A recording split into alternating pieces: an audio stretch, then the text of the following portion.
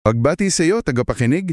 Ngayon, himayin natin itong ilang material na tatalakay sa isang aspeto ng strategiya na parang madalas naiiwanan, lalo na sa bilis ng takbo ng buhay natin ngayon. Ang panalangin. Pero, hindi lang siya yung personal na debosyon, ha? Tinitingnan dito bilang isang potential na strategic advantage. Oo, tama. Strategic advantage talaga. So, ang mission natin dito ay suriin kung paano raw ayon dito sa mga source mo na kapag isinama ang panalangin sa mission strategy, pwedeng magbukas ng tinatawag nilang reservoir of wisdom and guidance. Oo, yun nga. Saka yung strategic edge. Yun, strategic edge. Okay, sige, unpack natin to. Ano ba talaga yung pinakaugat ng ideyang to? Yung core idea? Ang pinakasentro talaga nito, hinahamon niya yung usual na tingin natin sa panalangin. Yung parang nasa gilid lang o kaya pandagdag lang sa plano. Oh, parang optional. Exactly.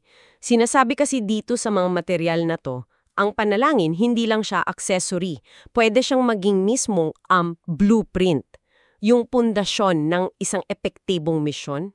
Blueprint. Oo, parang siya yung arkitekto, hindi lang basta dekorasyon, gets mo? Okay, gets. Malaking pagbabago nga yan sa karaniwang plano muna, dasal mamaya na approach, di ba? Oo nga eh.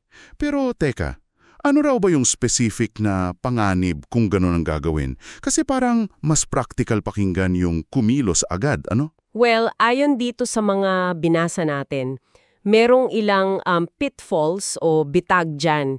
Una, yung sobrang pag-asa raw sa sariling kaalaman lang. Yung limited human wisdom. Oo. Pwede daw kasing mauwi sa tinatawag na strategic blind spots. Yung mga importanteng bagay na hindi natin nakikita kasi, alam mo na, limitado lang ang view natin. Okay. Pangalawa, yung panganib ng spiritual dryness and burnout. Yung parang nauubusan ka ng gana o lakas kapag sa sariling galing lang umaasa. Burnout, oo. Ramdam yan ng marami. Talaga. At pangatlo, yung posibleng pagkawala ng mga divine opportunities. Yung mga di inaasahang pagkakataon, saka yung unseen pathways, mga landas na di natin naiisip agad na baka mabuksan sana kung may panalangin. Makes sense. Tapos, dagdag pa nagkakaroon din daw sa spiritual resilience, yung kakayahang makabangon agad sa mga pagsubok kapag yung pundasyon mo, puro tao lang, walang divine element, kumbaga. So, kung ganon, ano yung alternative na sinasabi nila? Ano ba talaga yung ibig sabihin ng integrate prayer strategically? Parang nabanggit mo kanina yung hininga ng Diyos or breath of God. Paki-elaborate pa nga. Oo, yun nga. Itinuturing kasi dito ang panalangin na parang breath of God. Hindi lang siya ritual, kundi yung mismong buhay, yung puwersa na nagbibigay buhay sa misyon. Parang life force? Oo, parang ganon. Higit pa sa simpleng paghingi lang o petition, ang tingin dito ay proseso ng alignment. Alignment? Oo, yung pag-a-align ng puso natin, ng mga plano natin, sa kalooban ng Diyos. Pinanggit nga dito si Nehemia, di ba, na talagang nagumpisa sa malalim na panalangin bago pa kumilos. O yung sa pader ng Jerusalem? Yun! Pati si Jesus, di ba, laging may moment of prayer bago yung mga major decisions niya. Ang diim malaga dito ay sa pakikipag-partner, co-creation, kumbaga, sa Diyos. Hindi lang yung, okay, gagawa ko to Lord, less mo na lang. Iba yun. Okay.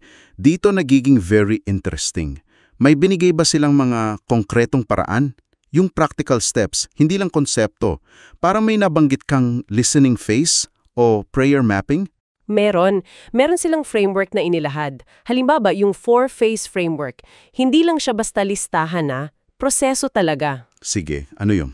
Una, yung listening phase. Bali isang panahon talaga ng malalim na pakikinig sa Diyos bago pa mang gumawa ng kahit anong plano para mahubog yung direksyon.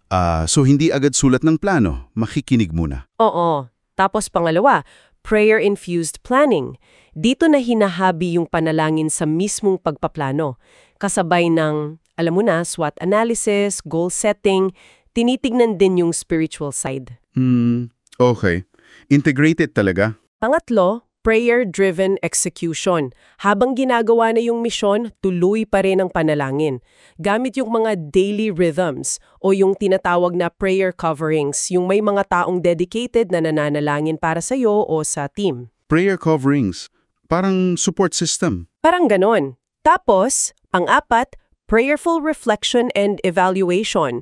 Yung pagsusuri sa resulta, hindi lang base sa numero, kundi pati sa kung paano kumilos ang Diyos, ano yung mga natutunan spiritually.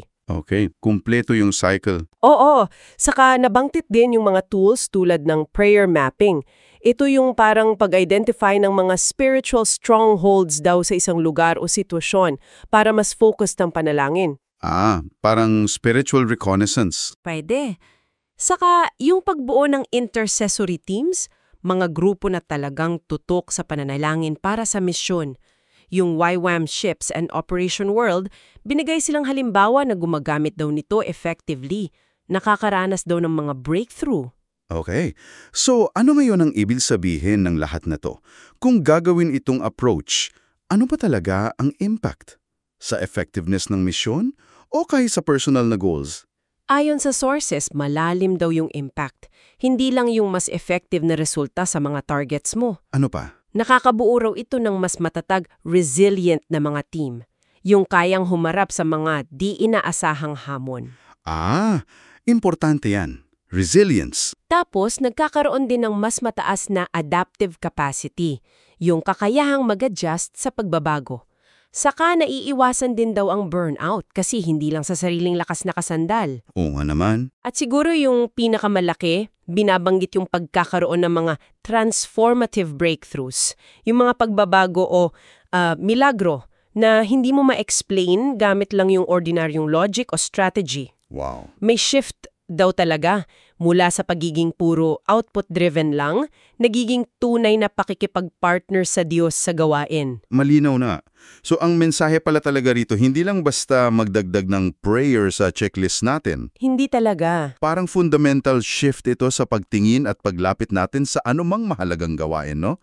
Isang pagyakap sa ideya ng divine partnership na ang panalangin ang pundasyon, hindi lang palamuti. Tama, pundasyon talaga. At bilang panghuling pagninilay na rin para sa iyo, tagapakinig, saan kayang aspeto ng mga ginagawa mo ngayon sa trabaho man o sa personal mong buhay ang pwedeng mag-iba? Kung susubukan mong lumipat mula sa nakasanayan mong pagpaplano lang tungo sa isang proseso na nagsisimula sa malalim na pakikinig at aktibong pag-align sa Diyos sa pamamagitan ng panalangin, ano kayang mga di mo inaasahang pinto o landas ang posibleng magbukas para sa iyo?